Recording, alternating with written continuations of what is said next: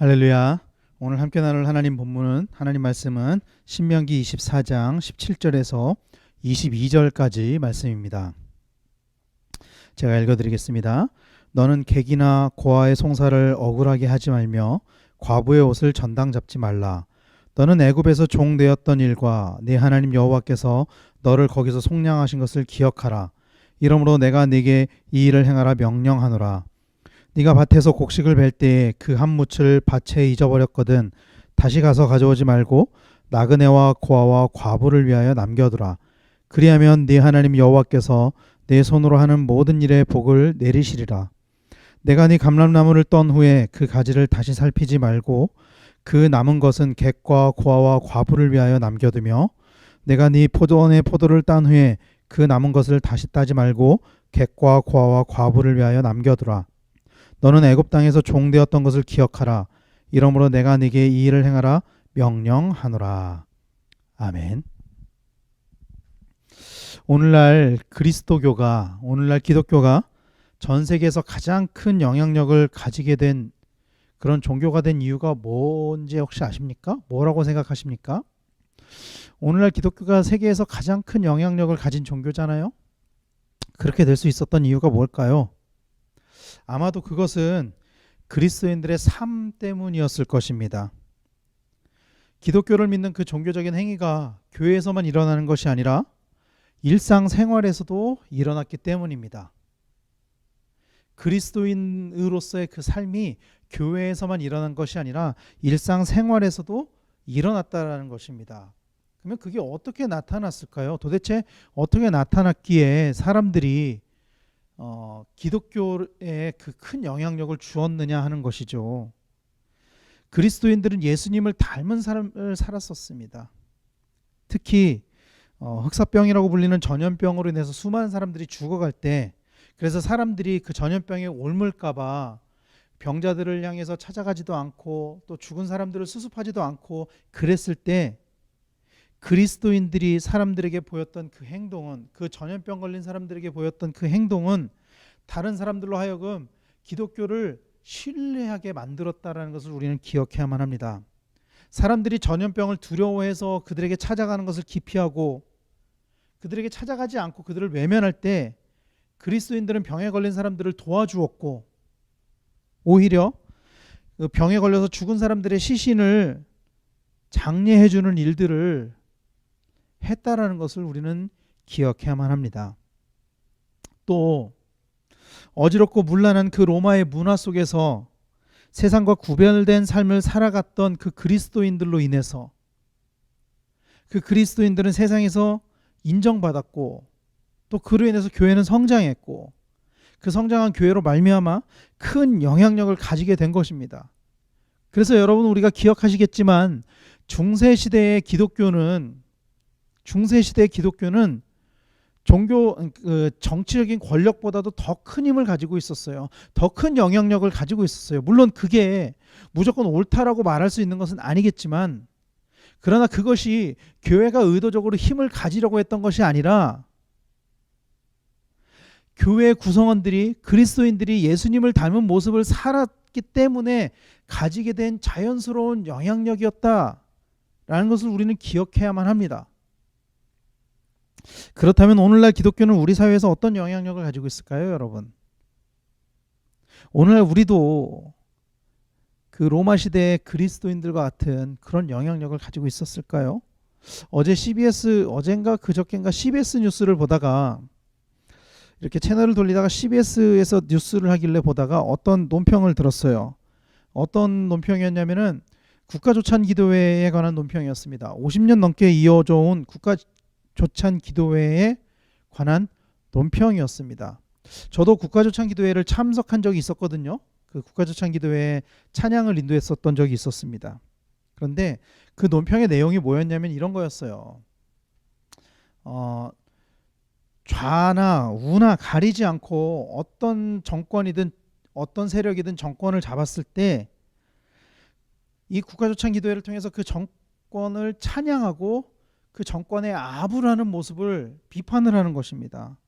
잘못을 지적하는, 그 정권이 잘못하고 있는 그 잘못을 지적하는 선지자적인 모습을 보이지 못하는 그 한국 교회에 대한 안타까운 모습을 이야기를 하고 있었던 거예요. 권력에 빌붙으려고 하고 권력의 도움을 받으려고 하는, 옳고 그름을 판단하지 않고 옳고 그름대로 행하려고 하지 않는 그런 한국 교회를 비판하는 논평을 봤습니다. 사랑하는 우리 구역 식구 여러분, 오늘날 한국 교회는 사람들에게 외면당하고 있습니다. 왜 외면당하고 있을까요? 너무나 지나치게 정파적입니다. 그런 모습들 때문입니다. 또 세상의 물질만 바라는 그런 기복신앙 때문에 교회는 사람들로부터 외면당하고 있습니다. 얼마 전에도 이런 기사가 났었어요. 조영규 목사님의 아들들이 그 어머니의 유산에 대해서, 그 유산 다툼에 대해서 소송을 했다라는 기사가 있었어요. 그 기사에 어떤 댓글들이 달렸는지 여러분 아십니까? 참아볼 수가 없습니다. 참아볼 수가 없습니다. 세상 사람들이 기독교인을 그렇게 바라보고 있다는 거예요. 성공을 위해 수단과 방법을 가리지 않는 그런 위선적인 모습들, 그런 것들 때문에 교회가 외면당하고 있다는 것입니다. 또 목회자들의 타락으로 인해서 교회가 외면당하고 있습니다. 무엇보다 다른 사람들의 아픔을 공감하지 못하는 모습으로 인해서 2014년 세월호 때 한 큰 대형교회 목사님이 이렇게 말씀하셨잖아요. 한국 교회를 위해서 하신 일이다. 하나님께서 한국을 위해서 하신 일이다. 어떻게 그런 이야기를 할 수 있느냐는 거죠. 이태원 참사에 대해서도 교회가 외면하고 있지 않습니까? 그들의 아픔에 공감하지 않고 있지 않습니까? 그렇기 때문에 교회는 외면당하고 있는 것입니다. 여러분, 예수님께서는 당시 이단으로 여겨졌었지만 그러나 수많은 사람들이 예수님을 따랐습니다. 왜 그런지 아십니까? 예수님께서 낮은 곳으로 향하셨기 때문입니다. 당시에는 비천한 사람으로 여겨졌던 고아와 과부들, 또 나병 환자들을 찾아가셨습니다. 세리를 찾아가셨습니다. 창녀와 함께 하셨습니다. 병 걸린 사람들에게 다가가셨습니다. 그들의 아픔에 공감하고 그들의 문제를 해결해 주셨기 때문입니다. 그렇기 때문에 당시 예수님은 종교 지도자들, 종교적인 권위를 가지고 있었던 제사장의 무리들, 바리새인들, 또 서기관들, 이런 사람들에게 배척을 당했음에도 불구하고 수많은 사람들이 예수님을 따랐던 것입니다. 여러분 기억하십니까? 요한복음에 보면은 오병이어의 기적을 행하시는 장면이 나오죠. 예수님께서. 그때 사람들은 오병이어의 기적을 행하신 예수님을 왕으로 모시려고 했습니다. 왜 왕으로 모시려고 했는지 기억하십니까? 1차적으로는 예수님께서 그들의 배고픔을 해결해 주셨기 때문입니다. 그런데 그 이전에 그들의 배고픔을 공감하셨기 때문입니다. 그 따뜻함 때문에 사람들은 예수님을 왕으로 모시려고 했던 것입니다.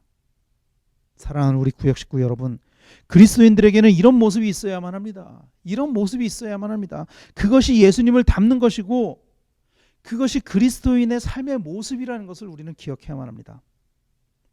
오늘 우리가 읽은 본문은 하나님께서 모세에게 내려주신 말씀입니다. 특히 이 신명기는 하나님과 이스라엘 백성이 맺은 종주권 계약, 종주권 언약으로 볼 수가 있습니다.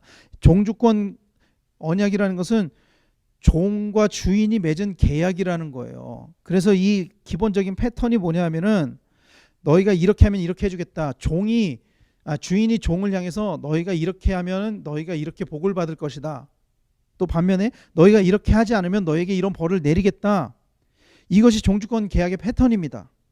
오늘 신명기 말씀에서는 이웃들을 향한 섬김을 명령하고 있습니다. 하나님께서는 이것을 이렇게 해볼래? 권유하는 것이 아니라 명령하고 있습니다. 객과 고아와 과부를 위한 섬김을 명령하고 있습니다. 이 객, 즉 나그네와 고아와 과부는 성경에서 이야기하는 그 약자들을 대표하는 사람들입니다. 물론 그들을 돌보지 않는다고 해서 사회적으로 지탄의 대상이 된다거나 그것이 불법을 행하는 것은 아닙니다. 사회적으로는 그렇죠. 그러나 하나님 나라에서는 하나님의 백성이라면은 그들을 의무적으로 돌봐야 한다라고 이야기를 하고 있는 것입니다. 이것이 하나님 나라의 법이고 이것이 하나님 나라의 가치관인 줄로 믿으시기를 축원합니다. 그래서 여러분, 연약한 자들을 섬기는 것은 교회가 마땅히 해야 하는 일이고 그리스도인들이 가져야 하는 삶의 태도인 줄로 믿으시길 바랍니다. 여기서 섬기다라는 말의 뜻은 신이나 윗사람을 잘 모시어 받든다라는 뜻을 가지고 있습니다. 이것은 노예가 주인을 섬기는 것에서 유래된 말입니다. 여러분들 기억하십니까? 예수님께서는 이 땅에 섬김을 받으러 오신 것이 아니라 도리어 섬기러 오셨다라고 말씀하셨습니다. 예수님은 왕이신데, 예수님은 주인이신데 섬김을 받으려 하신 것이 아니라 도리어 섬기러 오셨다라고 말씀하셨습니다. 그리고 우리도 그렇게 섬겨야 된다라는 것을 오늘 본문은 이야기를 하고 있는 것입니다. 그리고 우리가 반드시 기억해야 하는 것은 하나님께서 먼저 우리를 속량하심으로 섬기셨다라는 것입니다. 속량. 이것은 대가를 지불하고 노예를 사는 노예 시장의 모습, 그 노예를 구입하는 그것에서 유래된 말입니다. 하나님은 독생자를 지불하셨습니다. 독생자를 지불하셔서 우리를 구속하셨습니다. 하나님이 우리를 향해 섬기신 그 섬김은 독생자를 지불해서 우리를 살리신 섬김입니다. 그런 하나님의 섬김이 우리 섬김의 출발점이 되어야 될 줄로 믿으시길 바랍니다. 우리가 먼저 하나님께 섬김을 받았기 때문에 우리도 우리의 이웃들을, 특히 사회적인 약자들을 섬겨야 합니다. 그렇게 섬기는 것이 하나님을 닮는 것입니다. 하나님이 하신 일을 우리가 따라서 하는 것이 하나님을 닮는 길입니다. 그리고 그것이 하나님의 거룩함을 닮아가는 것, 하나님의 거룩함을 회복하는 것입니다. 하나님은 우리의 소유의 이웃의 몫이 있다고 말씀하십니다. 그래서 오늘 본문에서도 보면 곡식을 수확할 때 곡식 한 묶음을 잊어버리고 밭에 두었다면 그것을 다시 가지러 가지 말라, 그렇게 말씀하십니다. 또 감람나무나 포도의 열매를 모두 다 따지 마라, 그렇게 말씀하셨습니다. 여러분, 세상에서는 그렇게 이야기하지 않아요. 세상에서는 하나도 남김없이 수확하라고 이야기합니다. 그래야 네가 더 많이 벌 수 있어. 그래야 네가 부자가 될 수 있어. 하나도 남기지 말고 다 수확해야 돼. 그렇게 이야기를 합니다. 그러나 하나님께서는 일부러 남기라고 하십니다. 일부러 남겨서 어려운 사람들이 혜택을 받게 하라고 말씀하셨습니다. 여러분 기억하십니까? 룻이 그렇게 보아스에게 혜택을 받았어요. 보아스가 남긴 이삭들을 가지고 룻이, 또 그 시어머니가 나오미가 혜택을 받았다라는 것입니다. 여러분 그때 그 남김에 대한 축복이 누구에게 결국에 주어졌는지 기억하십니까? 그 남긴 보아스에게 축복이 갔다고요. 그래서 보아스를 통해서 그 보아스의 가문이 축복을 받아서 그 가문에서 다윗 왕이 나오지 않았습니까? 그 가문에서 예수님이 탄생하시지 않았습니까? 여러분, 이것이 하나님께 복을 받는 길이라는 것을 우리는 기억해야만 합니다. 오늘 많은 그리스도인들은 이웃을 돌보지 않으면서 복을 받기를 원합니다. 자기의 것만 챙기면서 부자가 되는 그것을 복을 받은 것이라고 이야기를 해요, 그리스도인들이. 그래서 그리스도인들이 사회에서 지탄을 받는 것입니다. 하나님은 그런 분이 아니십니다, 여러분. 하나님은 너희들이 남김없이 너희들 것을 챙겨, 그렇게 말씀하시지 않으십니다. 여러분, 하나님이 주시는 진정한 복은 거룩함을 회복하는 것입니다. 하나님을 닮는 것입니다. 그래서 하나님의 형상을 회복하는 것입니다. 그래서 하나님과 동행하는 것입니다. 이런 축복을 받아 누리는 우리 모두가 되기를 예수님의 이름으로 간절히 축원합니다. 물론 우리의 모든 것을 다 나눌 수는 없죠. 그렇다고 해서 이 말씀이 그러면 내 집을 팔아서 어려운 사람들에게 다 나눠줘야 되나? 아니요. 그런 것을 이야기하는 것이 아닙니다. 여러분, 예수님을 만난 후에 변화되었던 그 삭개오의 모습처럼 최선을 다해 이웃을 섬기고 나누고 베푸는 삶을 살아가는 우리 모든 구역 식구들이 다 되기를 예수님의 이름으로 간절히 축원합니다. 그리고 여러분, 그렇게 우리가 비울 때 그 비운 것에 채워주시는 그 하나님의 은혜가 우리 모두에게 충만하게 되기를 간절히 축원합니다. 그래서 우리의 구역에서 어려운 사람들을 돕고 섬기는 일들이 넘치게 되기를, 그래서 우리의 구역이 하나님과 사람들에게 인정을 받고 우리의 교회가 하나님과 사람들에게 인정을 받는, 그러므로 인해서 그리스도의 영향력이, 기독교의 영향력이, 교회의 영향력이 다시 한번 회복되어지게 되기를, 또 그 중심에 우리의 구역이 있기를 예수 그리스도 이름으로 간절히 축원합니다. 이제 나눔 시간입니다. 오늘 나눔의 주제를 가지고 우리 모든 구역 식구들이 한 분도 빠짐없이 다 나누시기를 바랍니다. 나눔의 주제는 이렇습니다. 첫 번째, 스스로 생각하기에 나는 어떤 사람입니까? 두 번째, 우리는 어떻게 이웃을 섬길 수 있을까요? 세 번째, 섬기는 사람이 누릴 수 있는 복은 무엇일까요? 한 분도 빠짐없이 충분히 나누시고 이후에 찬양하시면서 구역 헌금하시고 주기도문으로 모든 구역 예배를 마치시기를 바랍니다.